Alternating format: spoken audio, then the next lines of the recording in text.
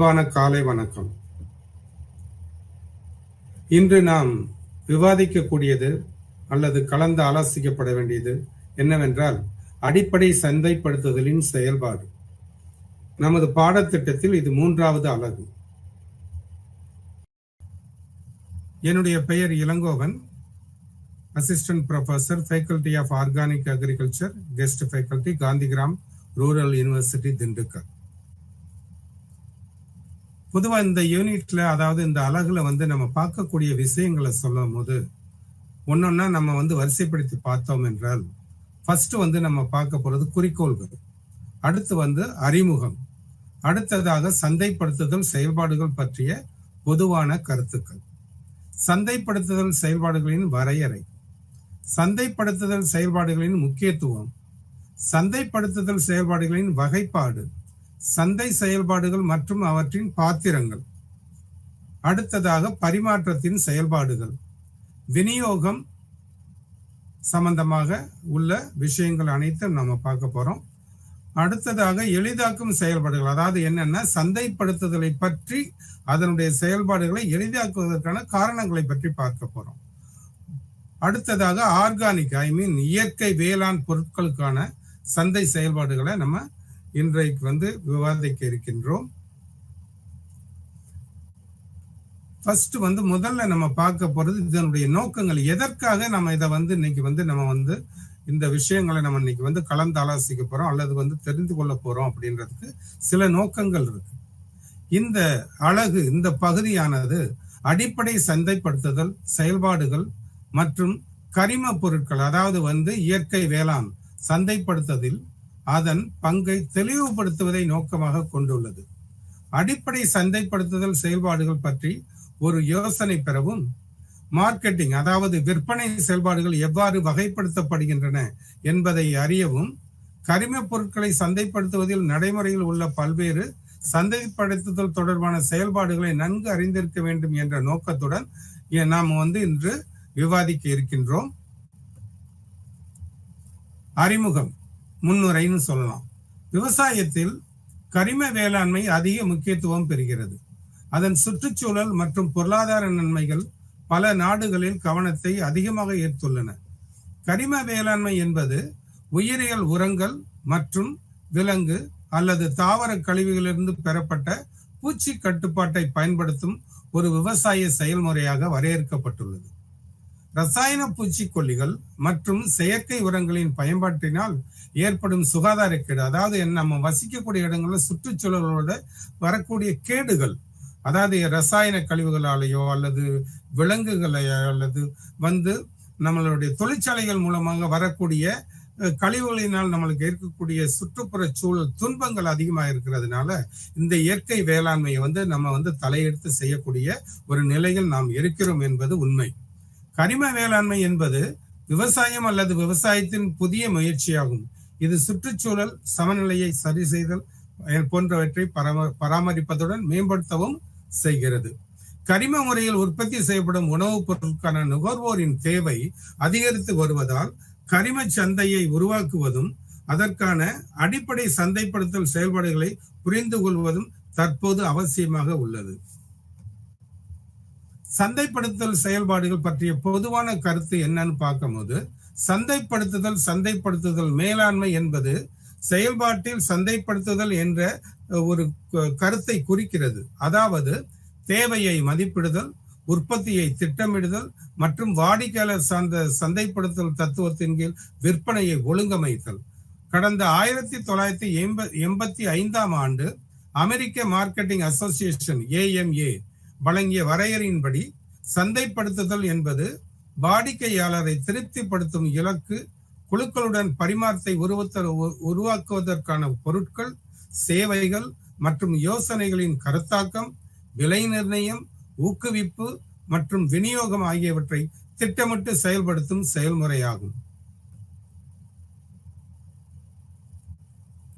சந்தைப்படுத்துதல் செயல்பாடுகளின் முக்கியத்துவம். சந்தைப்படுத்துதல் கருத்து நிறுவனத்திற்கு மாற்றங்களை தெரிந்து கொள்ள உதவுகிறது, முதலாவதாக. அடுத்ததாக பார்ப்போம் என்றால் உற்பத்தி, விநியோகம் மற்றும் நுகர்வு போன்ற அனைத்து பொருளாதார நடவடிக்கைகளுக்கும் சந்தைப்படுத்துதலை சார்ந்த ஒன்றுதான். சந்தைப்படுத்துதல் ஒரு ஒருங்கிணைந்த செயல்பாடு.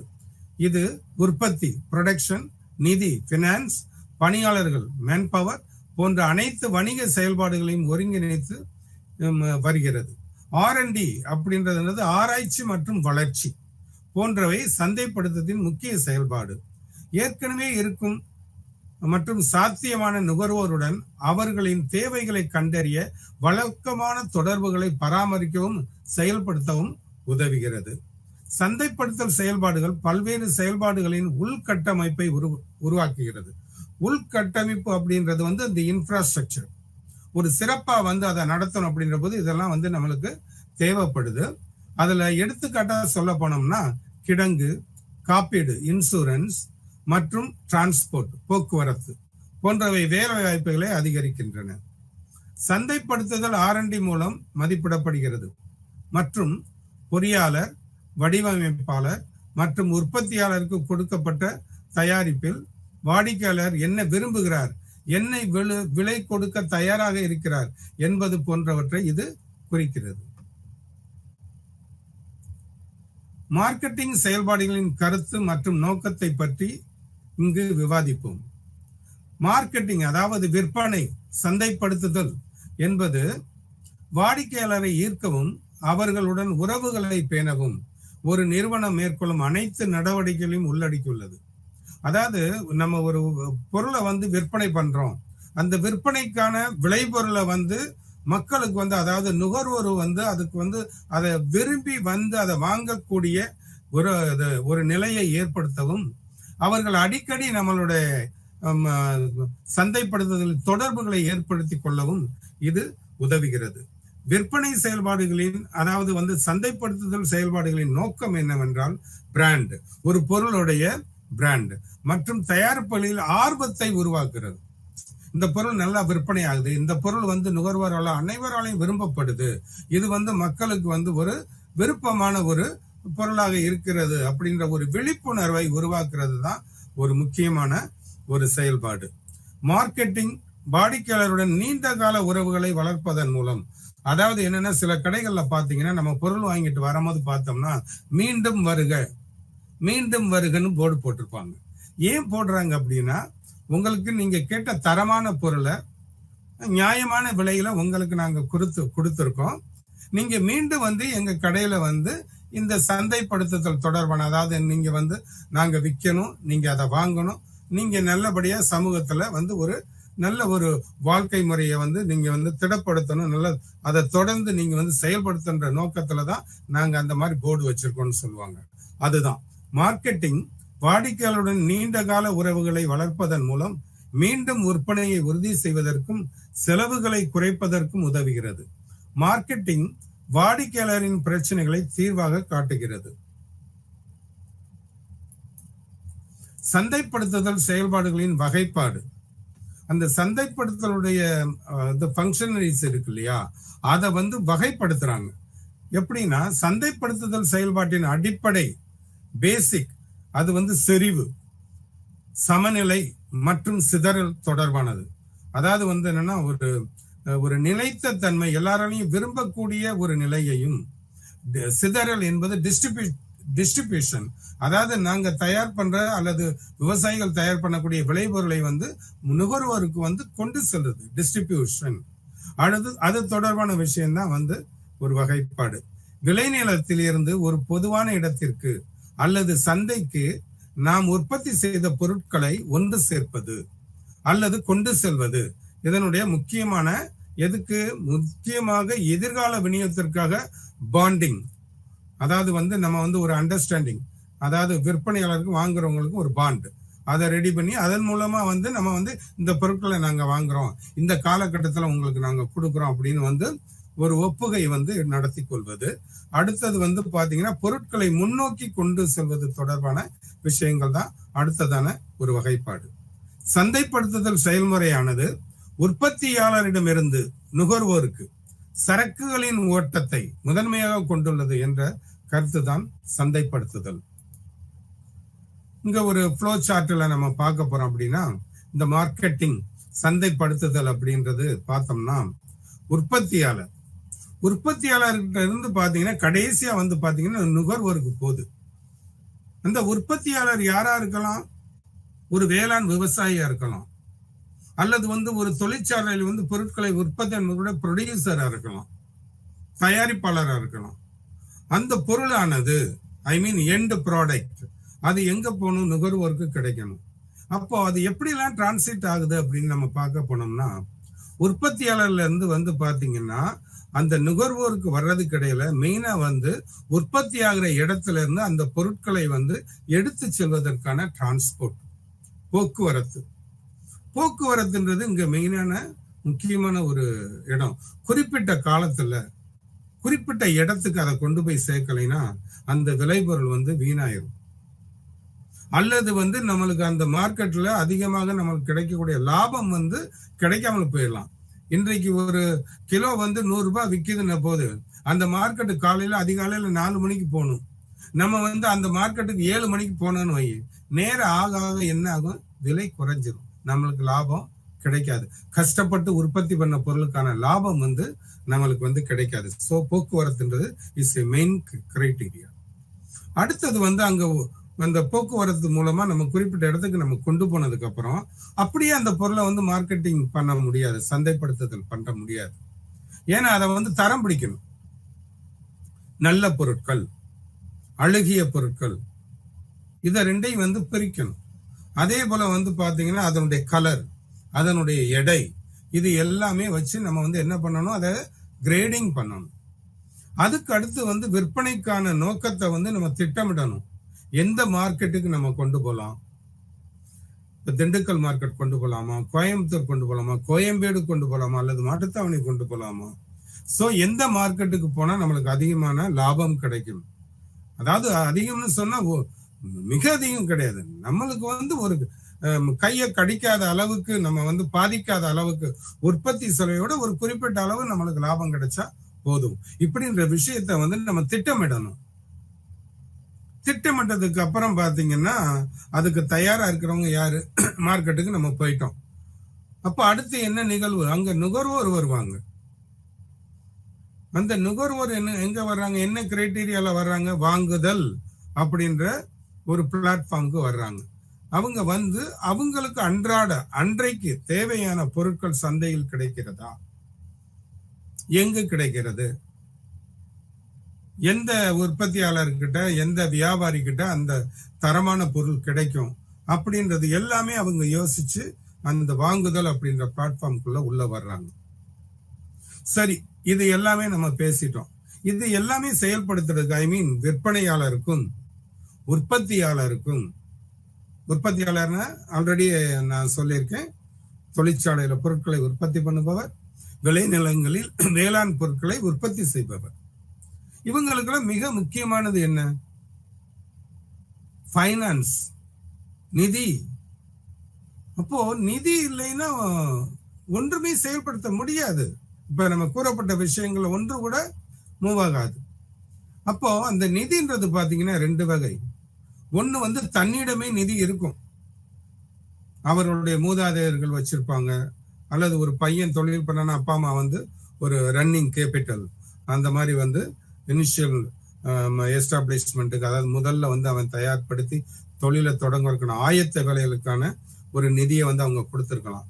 சரி, எதுவுமே இல்லை, ஒரு மிடில் ஃபார்மர் அல்லது புவர் ஃபார்மர், அவங்க எங்க போவாங்க? ஸோ அவங்க என்ன பண்ணுவாங்கன்னா அந்த பினான்சிங் அசிஸ்டன்ஸ் செக்டார் இருக்கு பாருங்க, வங்கிகள், கூட்டுறவு வங்கிகள், அதே போல வந்து நபார்டு அல்லது State Bank of India, Canara bank, Indian bank, இந்த மாதிரி வந்து பாத்தீங்கன்னா நிறைய வந்து வங்கிகள் இருக்கு, வேளாண் தொடர்பான வங்கிகள். இவங்க எல்லாரும் வந்து பாத்தீங்கன்னா நம்ம ஒரு நியாயமான திட்டமிடப்பட்ட ஒரு தொழிலை தொடங்குவதற்கு அவங்க வந்து நிதி அளிக்கிறதுக்கு தயாராக இருக்கிறாங்க. அதுக்கேற்ற திட்ட அறிக்கை வந்து நம்ம சரியாக அவங்களுக்கு கொடுக்கணும். அவங்க கேட்கக்கூடிய அந்த டாக்குமெண்ட்ஸ், இப்போ ஒரு அக்ரிகல்ச்சருக்காக நாம லோன் வாங்குறோம் அப்படின்னா இந்த நிலம் யாருடையது, என்னுடையது அப்படின்றதுக்காக வந்து அந்த சிட்டா பட்டா சான்றிதழ், KYC, இது எல்லாம் வேணும். ஒரு இண்டஸ்ட்ரி நான் ஸ்டார்ட் பண்றேன், அதுல பொருள் நான் உற்பத்தி பண்ண போறேன், வேல்யூ அடிஷன் மதிப்பு கூட்டப்பட்ட ஒரு பொருளை வந்து நான் உற்பத்தி பண்றதுக்கு ஒரு தொழிற்சாலை ஆரம்பிக்க போறேன், பட்டுல இருந்து பட்டு நூல் எடுக்க போறேன், அல்லது வந்து காய்கறி தக்காளி இந்த மாதிரி இதுல இருந்து வந்து ஜாம் தயாரிக்க பண்ண போறேன், அல்லது பிக்கிள்ஸ் ஊறுகாய் தயார் பண்ண போறேன், அல்லது செப்பல் மேக்கிங், அல்லது ட்ரெஸ் மெட்டீரியல்ஸ், அல்லது ஒரு எலக்ட்ரானிக், எதை வேணாலும் இருக்கலாம். இந்த மாதிரி இதுக்கு வந்து ஃபண்டிங் கேட்கும்போது நம்ம திட்ட அறிக்கை வந்து முறைப்படி தயாரிக்கணும். இதெல்லாம் நம்ம பண்ணோம்னா நம்மளுக்கு வந்து நிதி உதவி கிடைக்கும். அந்த நிதி உதவியை வச்சு நம்ம வந்து தொழில் பண்ணலாம். தொழில் மூலமா கிடைக்கக்கூடிய பொருட்களை வந்து வித்து நம்ம வந்து ஒரு சமூக அளவுலையும் ஒரு பொருளாதார அளவுலையும் மேம்பாடு அடைய வாய்ப்பு இருக்கு. சரி, இதெல்லாம் நம்ம பண்ணிக்கிட்டு இருக்கோம். இதுல ஏதாவது வந்து ரிஸ்க் ஃபேக்டர் இருக்கா அப்படின்னு நம்ம பார்க்கும்போது ஆபத்துக்கள் இருக்கு. என்ன ஆபத்துக்கள்? ஒரு பழம், நாம் விரும்பி உண்ணக்கூடிய மாம்பழமா இருக்கட்டும், ஆப்பிளா இருக்கட்டும், அல்லது வாழைப்பழமா இருக்கட்டும், ஏதோ ஒரு பழம் நம்ம வந்து விளைவித்த இடத்துல இருந்து மார்க்கெட்டுக்கு கொண்டு போறோம். இடையில வந்து பாத்தீங்கன்னா ஒரு ஆர்ப்பாட்டம் நடக்குது, போராட்டம் நடக்குது, டைவர்ஷன், டேக் டைவர்ஷன். அப்போ எங்க போறோம்? வேற ரூட்ல நம்ம மாறி போறோம். மாறி மாறி வரும்போது ஒரு 4ல இருந்து 5 அதிகாலை 5 மணி அதிகாலையில நம்ம மார்க்கெட்டுக்கு போற நேரத்துல என்ன ஆகுது? டைம் டிலே ஆகி 7 மணி 8 மணிக்கு போறோம். அங்க பண்ண முடியல. அப்போ இருக்கிற பொருளை வந்து நட்டத்துக்கு வித்துட்டு வர வேண்டியதா இருக்கு, லாபம் கம்மியா. அடுத்தது பாத்தீங்கன்னா உற்பத்தி பண்ணிரும். இப்ப நாள் கழிச்சு போகும். அப்போ இந்த பண்ண நம்ம வந்து ஸ்டோரேஜ் சேமிக்கணும். அந்த சேமிக்கிறதுக்கு வந்து பாத்தீங்கன்னா அந்த பொருளை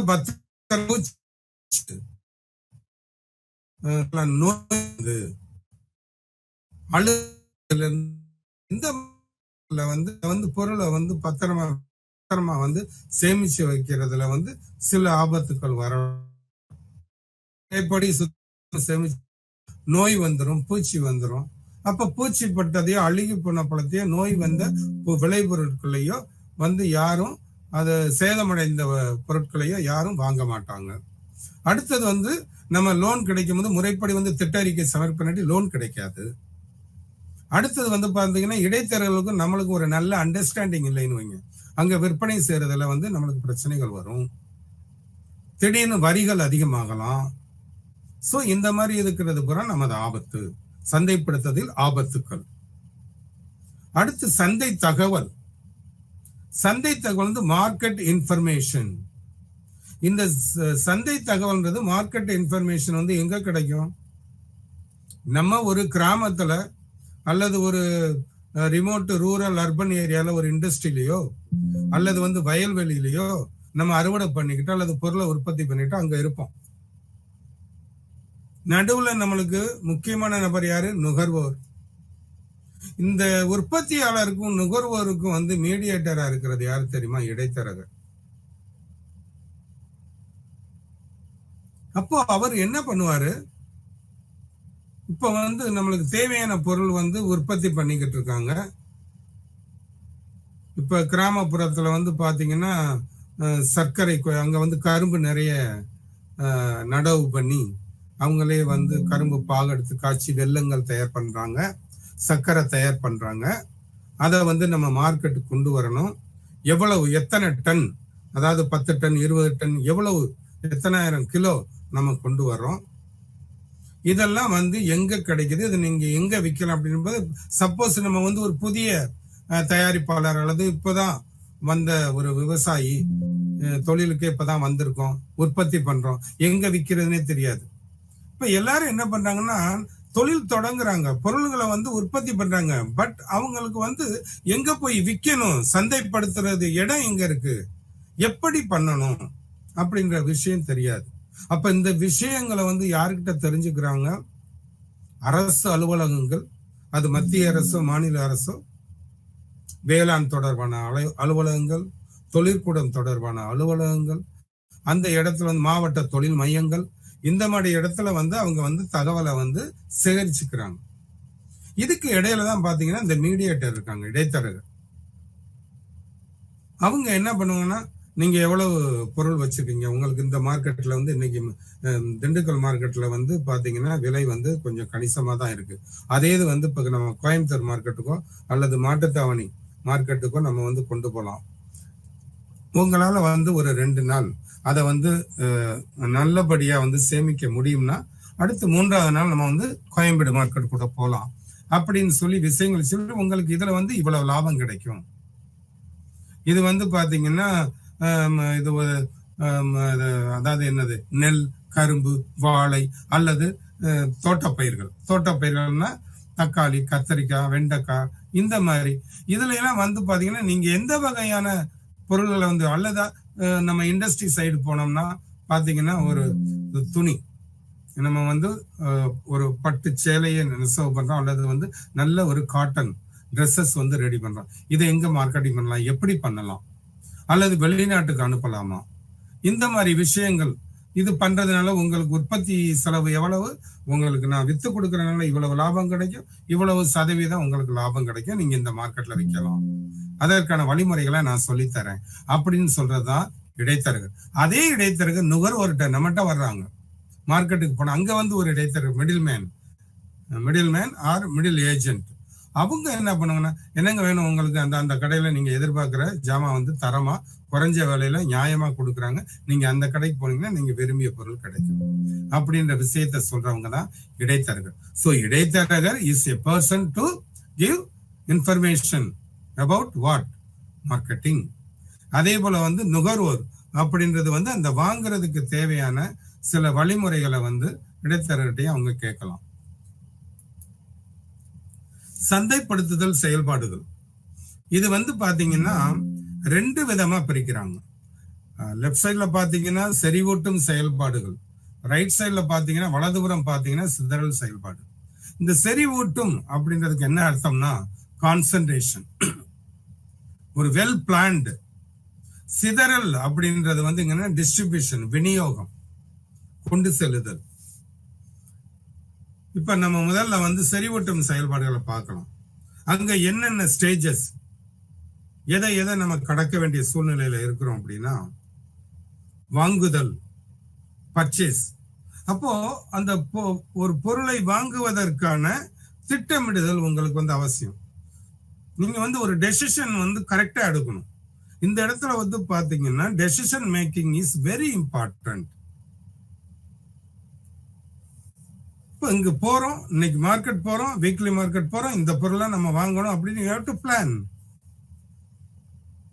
அடுத்தது பாத்தீங்கன்னா இந்த பொருள் இங்கதான் அந்த மார்க்கெட்ல, ஐயோ அந்த மார்க்கெட் கிடைக்காது, அந்த மார்க்கெட்டுக்கு போவோம், இந்த கடைக்கு வேணும் அந்த கடைக்கு போவோம் அப்படின்றது பிளான் பண்ணி தான் நீங்க வாங்க போகணும். அடுத்து வந்து பாத்தீங்கன்னா அசம்பிள் செய்தல். நம்ம உற்பத்தி பண்ண பொருள்களை நுகர்வோருக்கு பிடிக்கும் போதே அதை வகைப்படுத்துங்க, செக்ரிகேட் பண்ணுங்க, செக்டார் வைஸா. அதாவது வந்து இது வந்து பாத்தீங்கன்னா பெரிஷபிள், அதாவது குறுகிய காலத்திலே பயன்படுத்தக்கூடிய பொருட்கள். இந்த பொருள் வந்து வச்சு இருக்க வைத்து சேமிப்பு வைத்து பிறகு பயன்படுத்தக்கூடிய பொருள், அல்லது டே பை டே அன்றன்றைக்கே நம்ம வந்து பயன்படுத்தக்கூடிய பொருட்கள். இந்த மாதிரி விஷயங்களை வந்து அசம்பிள்னா வகைப்படுத்துதல், அல்லது வந்து நுகர்வோருக்கு தேவையான முறையில அவங்க நம்மளுக்கு வந்து கொடுக்கக்கூடிய ஒரு நிகழ்வுகளை வந்து நடத்துறது. அடுத்து வந்து பாத்தீங்கன்னா போக்குவரத்து. உற்பத்தியாளருக்கும் போக்குவரத்து வேணும், ஐ மீன் நுகர்வோர் நம்ம மார்க்கெட்டுக்கு போறதுக்கும் போக்குவரத்து வேணும், அல்லது வாங்கின பொருளை ஏத்திட்டு போய் நம்மளுக்கு உரிய இடத்துல சேர்த்து வைக்கிறதுக்கும் போக்குவரத்துன்றது ஒரு முக்கியமான ஒண்ணு.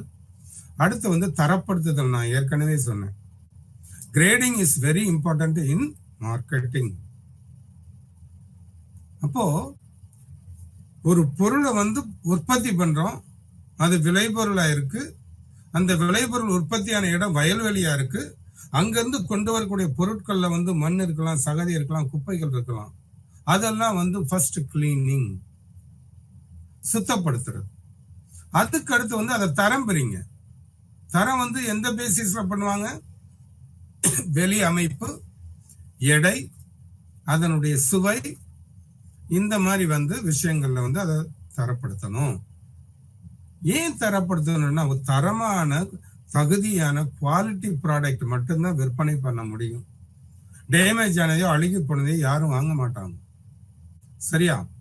அடுத்தது வந்து பாத்தீங்கன்னா நிதி உதவி, நிதி அளிப்பு. நிதி உதவி வந்து நம்ம எங்க வரோம்? வங்கிகள் தான் நம்ம பெற முடியும். அடுத்தது பாத்தீங்கன்னா ரிஸ்க் பேரிங், அதுதான் நான் சொன்னேன் ஏற்கனவே, ஆபத்துக்கள்.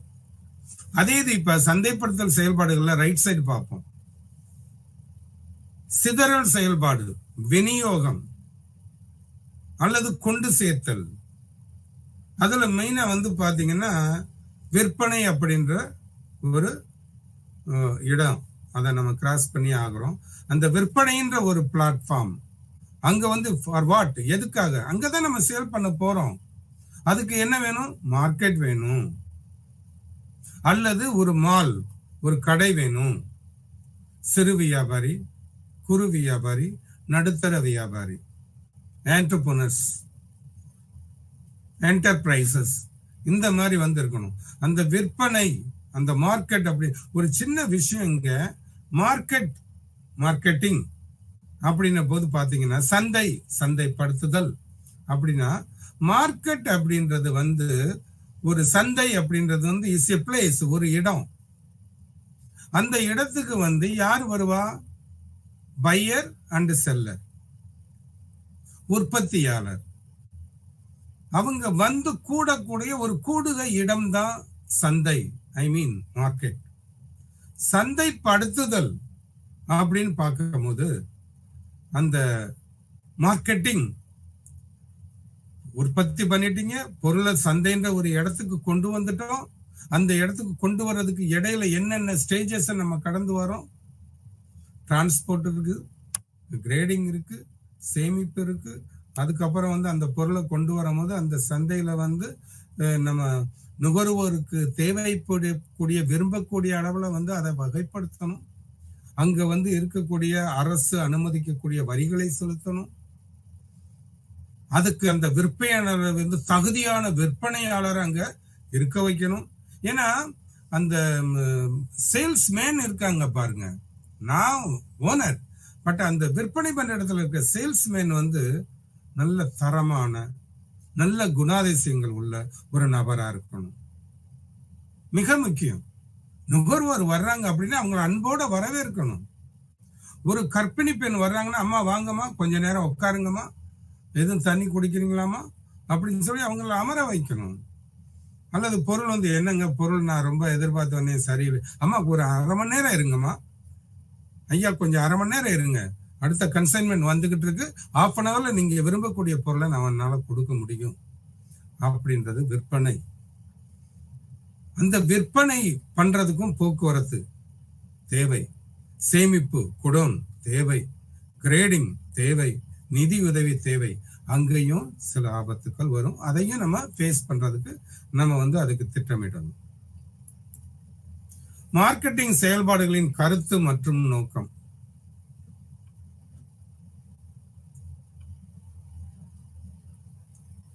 மார்க்கெட்டிங் என்பது வாடிக்கையாளரை ஈர்க்கவும் அவர்களுடன் உறவுகளை பேணவும் ஒரு நிறுவனம்.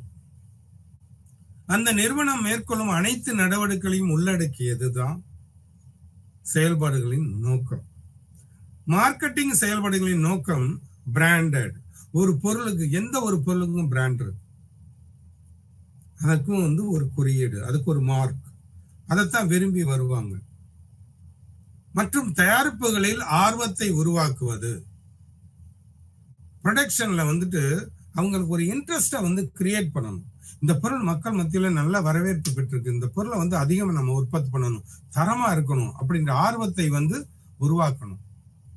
அடுத்து வந்து பாத்தீங்கன்னா விழிப்புணர்வு, அவேர்னஸ் கொடுக்கணும். அந்த அவேர்னஸ் என்ன பண்ணணும்? கிரியேட் பண்ணணும் மக்கள்கிட்ட. அதுக்கு நிறைய வழிகள் இருக்கு, சரியா? அந்த மாதிரி விழிப்புணர்வை வந்து நம்ம உருவாக்குறது வந்து ஒரு முக்கியமான செயல்பாடு. சந்தைப்படுத்துதல் விற்பனை என்பது உறவு முறை சந்தைப்படுத்துதலின் தொடக்கமாக இருந்தது. இந்த உறவு முறை சந்தைப்படுத்துதல்னா என்ன? நம்ம குடும்ப அளவுல கிடையாது, நோ. நம்ம மார்க்கெட்டிங்கை பத்தி பேசிக்கிட்டு இருக்கோம். அப்படின்னும் போது இந்த உறவு முறை பிட்வீன் யார் யாருக்கு இடையில, உற்பத்தியாளருக்கும் நுகர்வோருக்கும் இடையில. சோ இந்த மாதிரி தொடர்புகளை வந்து ஆரம்பிச்சதுதான் இந்த சந்தைப்படுத்தலுடைய தொடக்கமாக இருந்தது. மார்க்கெட்டிங் என்பது வாடிக்கையாளருடன் நீண்டகால உறவுகளை வளர்ப்பதன் மூலம் மீண்டும் விற்பனையை உறுதி செய்வதற்கு, சற்று முன் நம்ம சொன்னோம், ஒரு நுகர்வோர் நம்மகிட்ட வந்து பொருள் வாங்கிட்டு போகும்போது, ஐயா அடுத்த முறை வாங்கய்யா, கண்டிப்பா வாங்கய்யா அப்படின்றது. ஓகே, நான் வரேன், அடுத்த வாரம் நான் வந்து இன்னும் எனக்கு வந்து தேவைகள் அதிகமா இருக்கு, நான் வந்து உங்ககிட்ட இந்த பொருளை வாங்கிக்கிறேன் அப்படின்றதா விற்பனையை உறுதி செய்தல். இதன் மூலமா என்ன ஆகுது? செலவுகள் குறைய வாய்ப்பு இருக்கு. வேற ஒரு இடத்துக்கு போய் அலைய வேண்டியது இல்லை. சோ செலவு குறையும், அங்கே வந்து வாங்கிட்டு போயிடலாம். சோ மார்க்கெட்டிங் என்பது வாடிக்கையாளரின் பிரச்சனைகளையும் தீர்வுகளை காட்டுகிறது. வாடிக்கையாளர் யாரு? நுகர்வோர். அவர்களுக்கு சில பிரச்சனைகள் இருக்கும், அதாவது வாங்குறதுல அல்லது வாங்கி கொண்டு போய் மறு விற்பனை செய்வதில்லை. அதுக்கெல்லாம் ஒரு தீர்வுகளை கொடுக்கக்கூடியதுதான் இந்த செயல்பாடுகளின் நோக்கமா அமையணும். சமநிலைப்படுத்துதல், விற்பனைகளை வந்து சமநிலைப்படுத்துதல் அப்படின்னு பார்க்கும்போது இதுல ஏகப்பட்ட விஷயங்கள் வந்து நம்ம பார்க்க போறோம். பரிமாற்றத்தின் செயல்பாடுகள், பொருள் பரிமாற்றத்தின் செயல்பாடுகள். அடுத்தது அது எங்க போகுது? விநியோக செயல்பாட்டுக்கு போகுது, டிஸ்ட்ரிபியூஷன். அடுத்து வந்து உடன் விநியோக செயல்பாடு, அதாவது தன் விநியோக செயல்பாடு. செயல்பாடுகளை எளிதாக்குவது, விற்பனை மற்றும் தேவை, விற்பனைக்கான தேவைகளை உருவாக்கணும். ஏன் விற்பனை பண்ணணும்? நம்மளுக்கு வந்து பாத்தீங்கன்னா ஒரு பொருளாதார வளர்ச்சி வேணும் அப்படின்ற போது, பண தேவைகள் வரும்போது நம்ம உற்பத்தி பண்ண பொருளை விற்பனை மூலமா தான் நம்ம வந்து பணம் சம்பாதிக்க முடியும். அப்போ அந்த தேவையை வந்து நம்ம உருவாக்கணும். அடுத்தது வந்து பாத்தீங்கன்னா போக்குவரத்து. ஏற்கனவே இதுல எல்லாம் பாத்தீங்கன்னா இந்த காரணிகள் தான் வந்து வந்து போய்கிட்டே இருக்கும். போக்குவரத்து ரொம்ப அவசியம். நிதியுதவி, சேமிப்பு மற்றும் கிடங்கு, அசம்பிளிங் வகைப்படுத்துறது, பொருளை வாங்கி வகைப்படுத்துறது, சந்தை தகவல், மார்க்கெட்டிங் இன்ஃபர்மேஷன். அதுனா என்ன அப்படின்னா சேகரித்தல், அதற்கான விளக்கத்தை பெறுதல். அதுல வந்து இணைந்த ஒரு விஷயம், இப்ப நம்ம சொன்னதுல இணைந்த ஒரு முக்கியமான விஷயம் என்னன்னு பார்க்கும்போது தரப்படுத்துதல், கிரேடிங் இஸ் வெரி இம்பார்ட்டன்ட். பரிமாற்றத்தின் செயல்பாடு, பரிமாற்றத்தின் செயல்பாடு வாடிக்கையாளரின் கைகளுக்கு பொருட்களை அனுப்பும் செயல்முறையாக வரையறுக்கப்படுகிறது. இந்த செயல்பாடு 3 வகைகளாக பிரிக்கப்பட்டுள்ளது: விற்பனை, வாங்குதல், பயன்படுத்துதல். முதல்ல வந்து நம்ம விற்பனையை பத்தி பார்ப்போம். எந்த ஒரு நிறுவனத்திலும் விற்பனை செயல்பாடு முக்கிய காரணியாகும். இது வாங்குபவருக்கு பொருட்களின் தலைப்பை மாற்றத்தை உள்ளடக்கியது. விற்பனையானது ஒரு தயாரிப்புக்கான தேவையை உருவாக்குவது என்பது கடுமையான போட்டிக்கு எதிராகவும், விற்பனையாளரின் செயல்பாடு தேவையை உருவாக்குதல், வாங்குபவர்களை கண்டறிதல். வாங்குபவர்னா யாரு? நுகர்வோர், கன்சியூமர். அவங்களை கண்டறிகிறது. த பொட்டன்ஷியல் கன்சியூமர், அவங்கள வந்து கண்டறிகிறது. அவர்களை திருப்திப்படுத்துவது, to satisfy the customer or to fulfill the needs of consumer, நுகர்வோர். அவங்களுடைய தேவைகளை அவங்க திருப்திப்படுத்தி கொடுக்கணும். அதை நம்ம உறுதி செய்யணும். பொருட்கள் எப்ப கிடைக்கும் அப்படின்ற தகவலை வந்து அவர்களுக்கு வந்து நம்ம வந்து இன்ஃபார்ம் பண்ணணும். அதை விட முக்கியம் என்னன்னா, நியாயமான விலையில் விற்பனையின் கூறுகள், வியாபாரங்கள் நடைபெறணும். விற்பனையின் கூறுகள் என்னென்னு நம்ம பார்ப்போம். சிலது பின்வருமாறு நான் சொல்றேன்.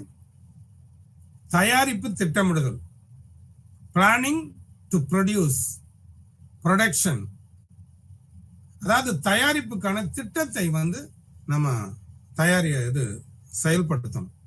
என்ன பொருள் நம்ம உற்பத்தி பண்றோம், இந்த உற்பத்திக்கு மக்கள் மத்தியில அல்லது சந்தையில வந்து இதுக்கு வாய்ப்புகள் இருக்கா, இது உள்நாட்டுல விற்பனை செய்ய முடியுமா அல்லது வெளிநாட்டு விற்பனை தான் நம்ம வந்து செய்யணுமா, இதற்கான லாபம் உற்பத்தி செலவோட நம்மளுக்கு கூடுதலா கிடைக்குமா, குறிப்பிட்ட காலத்துல உற்பத்தி செஞ்சு அதனுடைய பயனை நம்ம அனுபவிக்க முடியுமா, இந்த மாதிரி விஷயங்களை வந்து திட்டமிடுதல், பிளான், அதுதான் தயாரிப்பு திட்டமிடுதல்.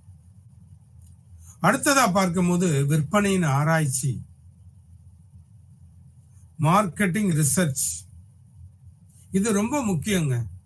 எல்லாருமே என்ன சொல்லுவாங்கன்னா, ஒரு அரசு அலுவலகத்துக்கு போவாங்க, அதிகாரிகளை சந்திப்பாங்க, அல்லது வந்து லீடிங் என்டர்பிரனரை, ஒரு பெரிய ப்ரொடியூசரை வந்து பார்ப்பாங்க. சார் என்கிட்ட பணம் இருக்கு, நான் தோட்டம்லாம் வாங்கி நிறைய வந்து வேளாண் பொருட்கள் உற்பத்தி பண்ண போறேன், அல்லது வந்து நான் வந்து ஒரு பிளாஸ்டிக் இண்டஸ்ட்ரி வந்து தரமான அரசால் அங்கீகரிக்கப்பட்ட பிளாஸ்டிக் பொருட்களை தயாரிக்க போறேன் அப்படி, அல்லது காலணிகள் தயாரிக்க பண்ண போறேன், நான் வந்து வுட் ப்ராடக்ட்ஸ் கிராஃப்டிங் இது பண்ண போறேன், ட்ரெஸ் மெட்டீரியல்ஸ் ரெடிமேட்ஸ் கார்மெண்ட்ஸ் பண்ண போறேன், காலணிகள் தயார் பண்ண போறேன், இப்படின்றதெல்லாம் வந்து ஆர்வமா வந்து அவங்க சொல்லும் போது we go for research. அந்த பிரைமரி சர்வே அண்ட் செகண்டரி சர்வேன்றதை நம்ம வந்து பண்ணி ஆகணும். சரிங்களா? அப்படி பண்ணும் போது வந்து பாத்தீங்கன்னா அடிப்படை தேவைகள், இந்த பொருளுக்கு இந்த இடத்துல இந்த ஊர்ல இந்த மக்கள்கிட்ட டிமாண்ட் இருக்கா, அவங்களுக்கு அந்த நீடு இருக்கா, இந்த பொருளை நம்ம உற்பத்தி பண்ணி இந்த பகுதியில் விற்பனை செய்ய முடியுமா அப்படின்றத வந்து சர்வே பண்ணுங்க. இதற்கான ரா மெட்டீரியல் எங்க கிடைக்கும், அது நம்மளுக்கு வந்து குறைந்த விலையில கிடைக்குமா, அந்த ரா மெட்டீரியலை நம்ம ப்ரொடக்ஷன் யூனிட்டுக்கு தொழிற்கூடத்துக்கு கொண்டு வரதுக்கான டிரான்ஸ்போர்ட் ஃபெசிலிட்டிஸ் எல்லாம் இருக்குதா, உற்பத்தி பண்ணி சும்மா கிடங்குல போட்டு பூட்டி வைக்காம அப்பப்போ வந்து சேல்ஸ் பண்றதுக்கான வாய்ப்புகள் இருக்குதா, இந்த விஷயங்கள்லாம் நம்ம பார்க்கணும். அதான் விற்பனை ஆராய்ச்சி. அடுத்தது வந்து பாத்தீங்கன்னா தேவை உருவாக்கம், அதாவது உங்களுக்கு அந்த நீட்ஸ், உங்க டாஸ்க், உங்களுக்கு வந்து தாகம் எடுக்கணும், இந்த தொழிலை செய்யணும், இந்த பொருளை வாங்கணும் அப்படின்ற ஒரு தேவை, அதை வந்து உருவாக்கணும். விற்பனை விதிமுறைகளை தீர்மானித்தல் ரொம்ப முக்கியமானதுதான். How to sell, where to sell, அதாவது எப்படி நம்ம வியாபாரம் பண்ண போறோம், அதை எங்க போய் பண்ண போறோம் அப்படின்றது வந்து நம்ம தீர்மானிக்கணும், உறுதி பண்ணணும், ஃபைனல் பண்ணணும், ஒரு டெசிஷன் மேக்கிங் எடுக்கணும்.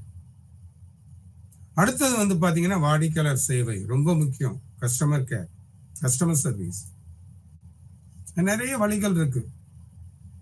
அதாவது சின்ன சின்ன நோட்டீஸ்லாம் அடிச்சு டிஸ்ட்ரிபியூட் பண்றது, டிவி, ஃபேஸ்புக், ட்விட்டர், இன்ஸ்டாகிராம், இதுல எல்லாம் வந்து வாட்ஸ்அப், இது மூலமா வந்து நம்ம இந்த என்னென்ன பொருட்கள் விற்கிறோம், இந்த பொருள் என்ன விலைக்கு எப்போ கிடைக்கும், உங்களுக்கு வந்து எந்த முறையில நாங்கள் அனுப்பி வைக்கிறோம், தரமான பொருட்கள் இங்க கிடைக்கும் அப்படின்ற விஷயங்களை வந்து வாடிக்கையாளர்களுக்கு வந்து தெரியப்படுது. உங்களுக்கு ஆல்ரெடி உங்களுடைய கார் அல்லது உங்களோட இருசக்கர வாகனம் வந்து ஏற்கனவே நீங்க சர்வீஸ் பண்ணிருக்கீங்க, அடுத்த ஒரு 2வது சர்வீஸ்க்கான நாள் நெருங்கி வந்துருச்சு, எங்களை கான்டாக்ட் பண்ண, இது எங்களுடைய நம்பர், அல்லது இந்த விளைபொருள் இத்தனாம் தேதி உங்களுக்கு வந்து கிடைக்கிறதுக்கு வாய்ப்பு இருக்கு, தேவைன்னா எங்களை வந்து கான்டாக்ட் பண்ணுங்க. நம்ம இந்த விற்பனையாளருக்கும் நுகர்வோருக்கும் இடையில இந்த கஸ்டமர் கேர்ன்றது ரொம்ப முக்கியமான ஒண்ணு. தயாரிப்பு திட்டமிடல் இப்ப நம்ம 4-5 பார்த்தோம், அதுல ஒன்னா நம்ம பார்க்க போறோம். ப்ரொடக்ஷன், பிளான் டு ப்ரொடியூஸ், தயாரிப்பின் துல்லியமான தன்மையை தீர்மானிக்க இது ஆரம்ப புள்ளியாகும். இதற்கு இயற்பியல் காரணிகள்,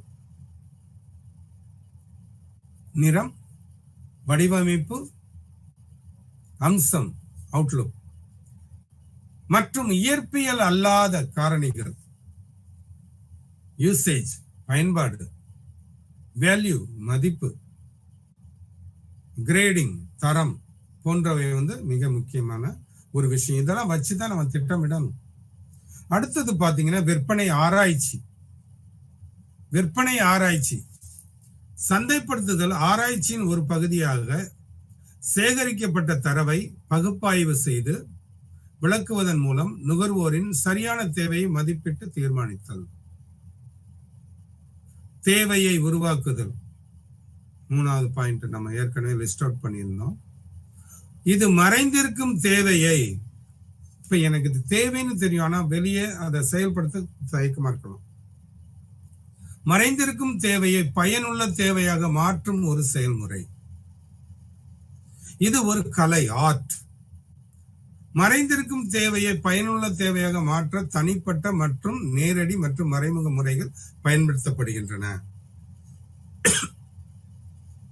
அதாவது செல்ஃப் அட்வர்டைசிங், அல்லது நம்ம எங்க போறோம், மீடியாக்குள்ள போறோம், விளம்பரம். நான் ஏற்கனவே சொல்ல மாதிரி சோசியல் மீடியால போறோம். விளம்பரம் மற்றும் விளம்பரம், நேரடி முறைகள் மற்றும் ஆர்ப்பாட்டங்கள் சொல்றத ப்ரொபகண்டா, கண்காட்சிகள், மாதிரிகள், மாடல் ஷோ, அந்த மாதிரி இடத்துல நம்ம இந்த விற்பனைக்கான தேவைகளை உருவாக்குறது, வாங்குவதற்கான ஒரு சூழ்நிலையை உருவாக்குறதுக்கு இது மறைமுக முறைகள் ஆகும். விற்பனை விதிமுறைகளை தீர்மானித்தல். எந்த ஒரு சட்ட சிக்கலையும் தவிர்க்க ஒரு விற்பனையாளர் பொதுவாக விலை நிர்ணயம், to fix the price for commodity.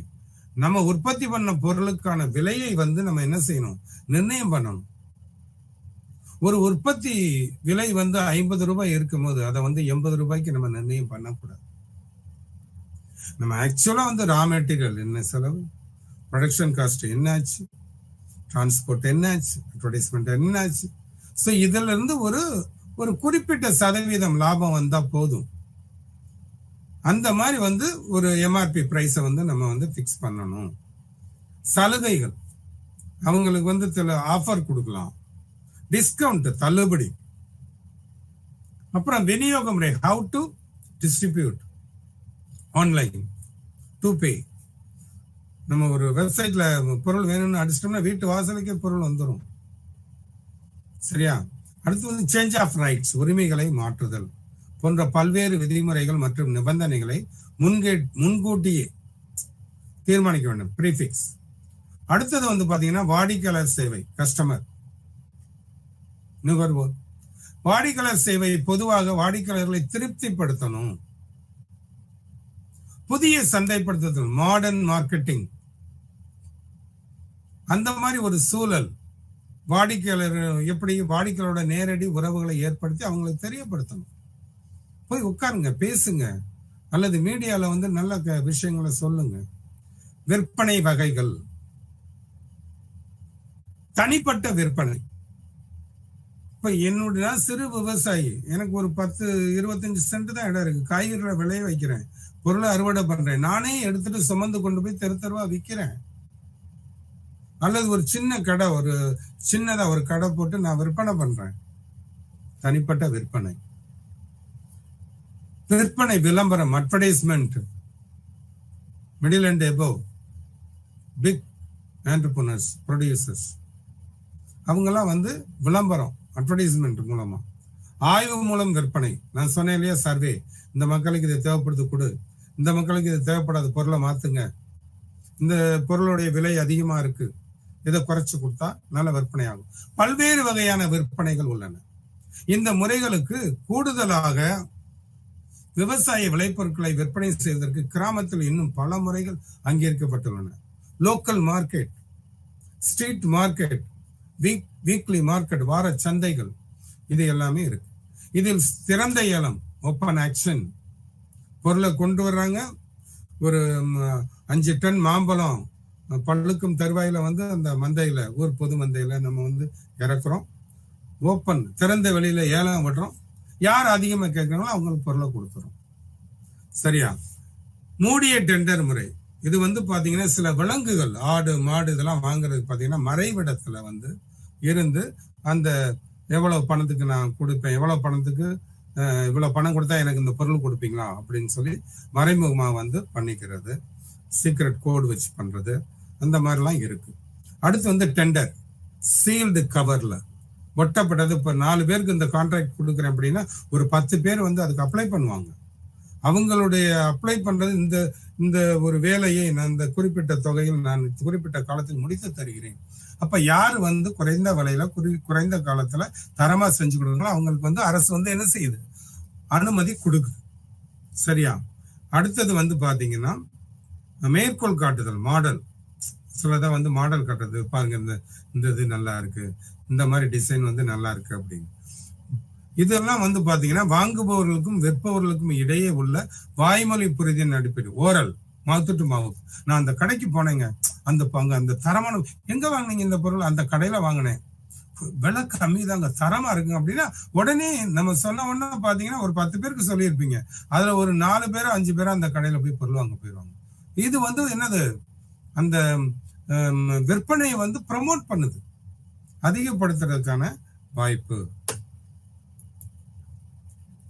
வாங்குதல், பர்ச்சேசிங். வாங்குவது மிக முக்கியமான சந்தைப்படுத்தலின் ஒரு நடவடிக்கை. வாங்குதலின் முதன்மை நோக்கம் மறு விற்பனை அல்லது உற்பத்தி அல்லது தனிப்பட்ட நுகர்வுக்கான தேவைக்கேற்ப பொருட்களை ஒன்று சேர்ப்பது. வாங்கும் போது பின்வரும் விஷயங்களை வந்து நம்ம குறிப்பா கவனமா பார்க்கணும். ஃபர்ஸ்ட் வந்து பாத்தீங்கன்னா தரம், குவாலிட்டி. அடுத்தது வந்து பாத்தீங்கன்னா அதனுடைய குவான்டிட்டி, அளவு, எடை, கொள்ளளவு. இப்போ 1 கிலோ இருக்குன்னா 1 கிலோவுக்கு வந்து ஒரு 4-5 காய் தான் நிக்கணும், ஒரு 4-5 ஆப்பிள் நிக்குது அப்படின்னா அதுக்கு அவங்க சொல்ற விலை வந்து சரியா என்னன்றதை நம்ம பார்க்கணும். என்னங்க 2 கூட இல்லை, இதுக்கு போய் 100 ரூபாய் கேட்குறீங்க அப்படின்னு வந்து நம்ம வந்து அவங்ககிட்ட வந்து பேசலாம். ஸோ அளவு சரியா இருக்கா அப்படின்றது பார்க்கணும். அதிக கையிருப்பு, ஓவர் ஸ்டாக் அல்லது குறைவாக ஸ்டாக் வச்சிருக்கிறத தவிர்க்கணும். அதிகமா வச்சாலும் விற்பனை ஆகாது, பொருள் வந்து தேங்கும், கெட்டு போகும். சில நேரங்களில் ரொம்ப குறைவா வச்சிருப்பீங்க, அன்னைக்கு மார்க்கெட்டிங் நல்லா போய்கிட்டு இருக்கும், நம்ம கிட்ட பொருளே இருக்காது. ஸோ அதிகமா சேர்க்கிறதும் தப்பு, குறைவா சேமிக்கிறதும் தப்பு தான். ஸோ அளவுகளை நம்ம பார்க்கணும். அடுத்து வந்து நேரம். சில பொருட்களுக்கு குறிப்பிட்ட சீசன், பருவத்தில் குறிப்பிட்ட தேவை உள்ளது. எனவே பருவ கால தயாரிப்புகளின் விஷயத்தில் வாங்கும் நேரம் ஒரு முக்கியமான காரணம். இப்ப வந்து பாத்தீங்கன்னா ஒரு சுப காரியங்கள் நடக்கக்கூடிய ஒரு காலகட்டத்துல, கல்யாண சீசன், அதே போல வந்து பாத்தீங்கன்னா வாஸ்து பார்ப்பாங்க வீடு கட்டுறதுக்கு. சோ இந்த மாதிரி நேரங்கள்ல வந்து பாத்தீங்கன்னா திருவிழாக்கள், தீபாவளி, பொங்கல் அல்லது வந்து நிறைய கடவுள்களுக்கு பிடித்தமான நாட்கள்ல வந்து திருவிழாக்கள் நடக்கும். அந்த மாதிரி சூழ்நிலையில வந்து பாத்தீங்கன்னா உங்களுக்கு வந்து அந்த நேரம், அந்த காலத்துல வந்து நம்ம வந்து பொருள் வாங்குறதுக்கு வந்து நம்ம வந்து ஒரு திட்டமிடுவோம். சோ வாங்கும் நேரம் ஒரு முக்கியமான காரணியா இந்த விஷயங்கள்ல அமையுதுன்றதா உண்மை. அடுத்து விநியோக ஆதாரம், டிஸ்ட்ரிபியூஷனுக்கு ஒரு எவிடன்ஸ் வேணும். ஆர்டரை வைப்பதற்கு முன் பொருட்களை வழங்குவதற்கான இடம் மற்றும் ஆதாரத்தை அறிந்து கொள்வது எப்போதுமே நல்லது. வாங்குவதற்கான கூறுகள். வாங்குதலின் கூறுகளில் தேவை, நீட், மதிப்பீடு, வேல்யூ, அந்த எவிடன்ஸ் பொருள் விநியோகம் பண்றதுக்கு அதை கண்டறிகிறது, அதை வகைப்படுத்துறது, வணிகம் செய்தல், கமர்ஷியலைசேஷன். அடுத்து வந்து பாத்தீங்கன்னா சந்தை செய்திகள், மார்க்கெட்டுக்கான தகவல்களை பெறுவது. மார்க்கெட் அந்த விற்பனை சந்தைப்படுத்தலுக்கான விதிமுறைகளின் பேச்சுவார்த்தை மற்றும் தலைப்பு மற்றும் விநியோகம் அனைத்துமே நம்ம வந்து தெரிந்து கொள்வது மிக முக்கியமாக இருக்கிறது. வாங்குதலின் வகைகள். பல்வேறு வகையான வாங்குதல்கள் உள்ளன. இவற்றில் கைக்குவாய் அப்படின்றது வந்து பாத்தீங்கன்னா இது நாங்க தமிழாக்கம் பண்ணியிருக்கோம், அதனால கைக்குவாய் அப்படின்னு போடுறாங்க. அது என்ன அர்த்தம் அப்படின்னு பார்த்தா, இது சிறிய அளவில் வாங்குதல், போக்குவரத்து, சேமிப்பு போன்றவற்றில் செலவுகளை சேமிக்கப்படுகின்றன. குறைந்த மூலதனத்தை உள்ளடக்கியது. முன்னோக்கி வாங்குதல், அதாவது ஃபீச்சர் மார்க்கெட்டிங் அப்படின்னு கூட சொல்லலாம். இது ஊக வாங்குதல் என்றும் அழைக்கப்படுகிறது. இது வழக்கமாக சில்லறை விற்பனையாளர்களால் கடைபிடிக்கப்படுகிறது. விலைகளை அதிகரிக்கும் போது வாங்குதலின் மற்ற வகைகள் ஆய்வு மூலம் வாங்குதல், மாதிரிகள் மூலம் வாங்குதல், விளக்கம் மூலம் வாங்குதல், காலம் கருதி வாங்குதல், பரஸ்பர உறவில் வாங்குதல், செறிவூட்டப்பட்ட வாங்குதல் மற்றும் டிஸ்ட்ரிபியூஷன் அதாவது சிதறிய வாங்குதல் வகைகளாக சித்தரிக்கப்படுகிறது. அசம்பிளிங்னா நம்ம நிறைய விஷயம் பார்த்துட்டே வரோம். அசம்பிளிங்னா என்ன? வெவ்வேறு இடங்களிலிருந்து பெரிய அல்லது சிறிய நகரம், கிராமம் போன்றவை பொருட்களை சேகரித்து அதை மைய இடத்தில் அல்லது அதற்கு மேல் ஒன்றாக சேர்ப்பது ஆகும். தொழிற்சாலை அல்லது நுகர்வோருக்கு நகர்வு. அசம்பிளிங்கின் முக்கிய நன்மை என்னவென்றால் இது சந்தையை விரிவுபடுத்துதல், தரப்படுத்துதல், போக்குவரத்து செலவை குறைத்தல் மற்றும் ஹேண்ட்லிங் கையாளுதல். விநியோகம். விநியோகம் நான் ஏற்கனவே சொல்லியிருக்கேன். விநியோகம்ன்றது டிஸ்ட்ரிபியூஷன். விநியோக செயல்பாடு இப்போது உற்பத்தி மற்றும் சந்தைப்படுத்துதல் செயல்பாடுகளுக்கு இடையே ஒரு இணைப்பாக இருக்கு, ஒரு பாலமா இருக்கு. சேமிப்பு அப்படின்றது நம்ம என்னன்னு எல்லாருக்கும் தெரியும். பட் இதுல நம்ம பார்க்க போறது நவீன சந்தை நிலைமைகளின் கீழ் சேமிப்பு ஒரு முக்கிய சந்தைப்படுத்துதல். அழிந்து போகும் தன்மையில் உள்ள பண்ணை பொருட்களை சேமிப்பதற்கு இந்த சேவை அவசியம். செறிவு மற்றும் விநியோகத்தில் சேமிப்புகளின் செயல்பாடு மிக அவசியம். இது ஒரு உற்பத்தியாளர், மொத்த விற்பனையாளர், சில்லறை விற்பனையாளர் அல்லது தொழில்முறை கிடங்கு பராமரிக்கிறாங்களோ அவங்க பராமரிப்பாளர்களால் செய்யப்படுகிறது. எது இந்த சேமிப்புன்ற ஒரு நிகழ்வு. பின்வரும் காரணங்களுக்காக சேமிப்பு அவசியமாகிறது. Why we go for storing. அழிந்து போகும் இயல்புடைய பொருட்களை அறிவியல் பூர்வமாக சேமிப்பது. அறிவியல் பூர்வம்னு எங்க சொல்றோம் அப்படின்னா, அங்க பூச்சி வரக்கூடாது, நோய் வந்துடக்கூடாது, அதிக உஷ்ணம் அதிக குளிர்ச்சினால பொருள் கெட்டு போக கூடாது. இதுக்கு பாத்தீங்கன்னா சயின்டிபிக்கா நிறைய இது உத்திகள் இருக்கு. அதை நம்ம கடைபிடிக்கணும். அனைத்து பருவங்களிலும் பொருட்களை சீராக வழங்குவதற்கு அவசியம். இப்ப பாத்தீங்கன்னா சில பொருட்கள் குளிர்காலத்துல கிடைக்கும். அந்த குளிர்கால பொருட்கள் சரியா விற்பனை ஆகல, தேங்குது அப்படின்னா குளிரூட்டப்பட்ட சேமிப்பு கிடங்குகள் அதை நம்ம வைக்கலாம். சோ பருவநிலைகளுக்கு ஏற்ற மாதிரி நம்ம கிட்ட கையிருப்பில் உள்ள பொருட்களை சேமிப்பு வைக்கிறது. சரியான நேரத்தில் உற்பத்தி மற்றும் தொடர்ச்சியான நுகர்வு காரணமாக இது இந்த மாதிரி விஷயங்கள் நடக்கலாம். அதுக்கு எடுத்துக்காட்ட சொல்ல போனோம்னா பழங்கள், காய்கறிகள், மீன் மற்றும் அந்த நான்வெஜ் ஐட்டங்கள். அது போக பாத்தீங்கன்னா சிலது பாத்தீங்கன்னா ஒரு சில ப்ராடக்டே பாத்தீங்கன்னா பொருட்களை அட்டையில போட்டுப்பாங்க. இதை இந்த குறிப்பிட்ட தேதி காலத்திற்குள் நீங்கள் பயன்படுத்த வேண்டும், தவறி இந்த குறிப்பிட்ட காலத்திற்கு பின் நீங்கள் பயன்படுத்தினால் விளைவுகள் ஏற்படும் அப்படின்னு சொல்லுவாங்க. சோ இது ரொம்ப முக்கியம். சந்தையில் உற்பத்தியின் தேவை மற்றும் விநியோக நிலையை சரி செய்கிறது. எது இந்த சேமிப்பு விநியோகம்ன்றது ஒழுங்கான சந்தையை மேம்படுத்த உதவுகிறது, அப்கிரேட் பண்றது மார்க்கெட்டிங்ல. சேமிப்பு கிடங்குனா என்னன்னு பார்ப்போம். ஏற்கனவே நம்ம சொன்னதான், கையிருப்புல உள்ளது தேங்கி போன பொருட்களை சேர்த்து வைக்கிறது. இங்க வேர் ஹவுஸ்ன்னு சொல்லுவாங்க. அத தமிழ்ல சிலத எப்படி சொல்றாங்கன்னா, வேர் என்பது ஒரு கட்டுமான வீடு, ஒரு அறை போன்ற ஒரு இடம், அதுல பொருட்களை சேர்த்து வைக்கிறோம் அப்படின்னு. பொதுவாக கிடங்குகளை உரிமை, தேவையான இடம் மற்றும் சிறப்பு ஏற்படுகள் ஆகிய 3 வகைகளா பிரிக்கிறாங்க. உரிமை சேமிப்புன்றது நம்ம உரிமை அடிப்படையில எப்படின்றத பார்ப்போம். தனியார், பொது மற்றும் கூட்டுறவு என 3 வகையான உரிமை கிடங்குகள் உள்ளன. இப்ப நம்மளுக்குன்னு ஒரு சில கிடங்குகள் இருக்கும், சேமிப்பு கிடங்கு. அந்த சேமிப்பு கிடங்குல நம்ம என்ன பண்றோம்னா, நம்மளுக்கு கையிருப்புல இருக்கிற பொருள்களை சேமிச்சு வைக்கிறோம். சில இடத்துல வந்து பாத்தீங்கன்னா கம்யூனிட்டி வேர் ஹவுஸ் இருக்கலாம், அதாவது சமுதாய பொருள் சேமிப்பு கிடங்கு இருக்கலாம், அல்லது கவர்மெண்ட் செக்டார்ல இருக்கலாம். ஸோ அந்த மாதிரி வந்து இருக்கிற இடத்துல வந்து நம்ம பொருட்களை வந்து விற்பனை செய்து மீதியான பொருட்களை வந்து நம்ம வந்து சேமிக்க முடியும்.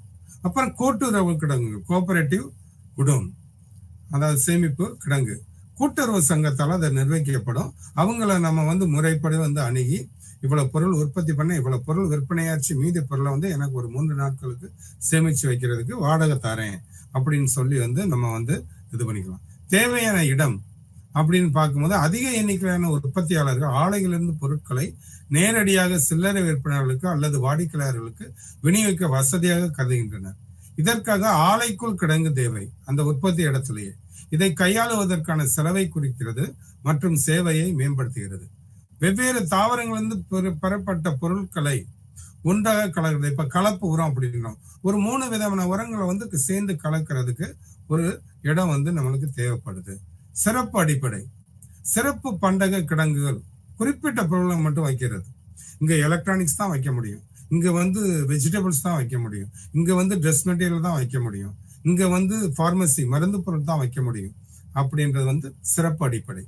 குளிரூட்டப்பட்ட கிடங்குன்றது வந்து கோல்டு ஸ்டோரேஜ், அதாவது நம்மளுக்கு தேவைப்படக்கூடிய பொருள்களை வந்து ஒரு குறிப்பிட்ட காலத்துக்கு பின்னால் எடுத்து விற்பனை செய்வதற்கு ஒரு குறிப்பிட்ட காலத்துக்கு உள்ள வந்து சேமிச்சு வைக்கிறோம். இது பண்ணை விளைபொருளுக்கு அதிக நன்மை கொடுக்கக்கூடிய ஒன்று. போக்குவரத்து வகைப்பாடு, இதுல வந்து பார்க்க நம்ம போக்குவரத்து வந்து நிறைய பேசணும். இதுல வந்து நில போக்குவரத்து, நீர் போக்குவரத்து, விமான போக்குவரத்து 3 இருக்கு. நில போக்குவரத்துன்றது வந்து பாத்தீங்கன்னா லாரி, பஸ், ட்ரெயின், இந்த மாதிரி அதிகமா வந்து உங்க பொருட்களுக்கு டிரான்ஸ்ஃபர் பண்றது வந்து கொள்ளளவு அதிகமா பண்றது வந்து ரயில். அப்புறம் வந்து பாத்தீங்கன்னா தனிப்பட்ட, அதாவது 2 வீலர்ல போறோம், தலையில வந்து கூடையை சமந்து போய் வைக்கிறோம் அப்படின்றது வந்து அதுவும் போக்குவரத்து தான். அடுத்து வந்து பைப் லைன்கள், இப்ப பெட்ரோல் உற்பத்தி பண்ற இடத்துல வந்து பைப் லைன் மூலமா கொடுக்குறாங்க. கேஸ் கனெக்ஷன்லாம் வந்து பாத்தீங்கன்னா பைப் லைன் மூலமா கொடுக்குறாங்க. அதே போல வந்து இந்த மாதிரி இதெல்லாம் வந்து பாத்தீங்கன்னா இதுவும் போக்குவரத்து அடையும். விமான போக்குவரத்து எதுக்குன்னா குறுகிய காலத்துல குறிப்பிட்ட நாட்டிற்கு அல்லது குறிப்பிட்ட இடத்திற்கு கொண்டு போய் தூரமான இடத்திற்கு கொண்டு போய் சேர்க்கிறதுக்கு விமான போக்குவரத்து தேவை. அதுல வந்து 2 இருக்கு, ஒன்று உள்நாட்டு வணிகம், இன்னொன்னு வந்து என்னன்னா வெளிநாட்டு வணிகம். எளிதாக்கும் செயல்பாடுகள், நம்ம விற்பனை சந்தைப்படுத்துதல்ல இதை வந்து எளிதாக்குற செயல்பாடுகள் என்ன அப்படின்னா தரநிலைப்படுத்துதல் என்பது ஏற்கனவே தீர்மானிக்கப்பட்ட ஒரு தரநிலையை அடையும் செயல்முறை. 2 இடங்களுக்கு இடையில், ஒரு முறைக்கும் மற்றொரு நேரத்துக்கும் இடையில், வாங்குபவர்களுக்கும் விற்பவர்களுக்கும் இடையில் தரத்திற்கான அடிப்படையான ஒரே மாதிரியான விவர குறிப்புகளை வந்து நம்ம வந்து சொல்றதன் மூலமா ஒரு நம்மளுடைய சந்தை செயல்பாடுகளை வந்து எளிதாக்க முடியும். தரப்படுத்துதலின் முக்கிய பண்புகள், வாங்குபவர்கள் அவர் விரும்புவதை இன்னும் துல்லியமாக தேர்ந்தெடுக்க அனுமதிக்கிறது. இது நுகர்வோரின் நலனை பாதுகாக்க உதவுகிறது. தரப்படுத்துதல் என்பது தயாரிப்புகளின் உள்ளார்ந்த இயற்பியல் பண்புகள் மற்றும் குணங்களின் அடிப்படையில் ஒரு குறிப்பிட்ட தரநிலைகளை நிறுவுவதை ஒரே மாதிரியான தரம் மற்றும் அளவு ஆகியவற்றின் குழுக்களாக வகைப்படுத்த பயன்படுத்தப்படுகிறது. நிதி, ஏற்கனவே நான் சொன்னதான், பொருளை உற்பத்தி பண்றதுக்கும் விற்கிறதுக்கும் தயார் பண்றதுக்கும் நிதி ரொம்ப அவசியம். இது வந்து வங்கிகள் மூலமா, அரசு நிறுவனங்கள் மூலமா நம்ம பெற முடியும். இப்போ இதுவரையிலும் நம்ம வந்து பாத்தீங்கன்னா சந்தைப்படுத்துதலின் அடிப்படை விஷயங்கள் வந்து செயல்பாடுகளை வந்து நம்ம வந்து பார்த்தோம். ரொம்ப முக்கியம். மார்க்கெட்னா என்ன, மார்க்கெட்டிங்னா என்ன, சந்தை என்றால் என்ன, சந்தைப்படுத்துதல் என்றால் என்ன ஆகிய விஷயங்களை வந்து நம்ம நிறைய வந்து இன்னைக்கு வந்து டிஸ்கஸ் பண்ணியிருக்கோம். இது வந்து இதை நீங்க பார்த்து கொண்டிருக்கிற மாணவர்களும் சரி, உற்பத்தியாளர்களும் சரி, தயாரிப்பாளர்களும் சரி, விற்பனை பண்ணக்கூடியவர்களும் சரி, இடைத்தரகர்களுக்கும் சரி, எல்லோருக்கும் பொதுவான விஷயங்களை இன்னைக்கு நம்ம கலந்து ஆலோசிச்சிருக்கோம். இந்த விஷயங்களை நீங்க உள்வாங்கிட்டு இதுபடி நீங்க செயல்பட்டீங்கன்னா உங்களுடைய விற்பனையில, சந்தைப்படுத்துதல்ல நீங்க ஒரு முக்கியமான ஒரு வெற்றிகரமான ஒரு எதிர்காலத்துல வந்து நிலைத்த தன்மையுடன் கூடிய ஒரு முழுமையான ஒரு தேவைப்படுதலை நீங்க உங்களால பூர்த்தி பண்ண முடியும் அப்படின்ற விஷயம் வந்து இங்க தெளிவுபடுகிறது.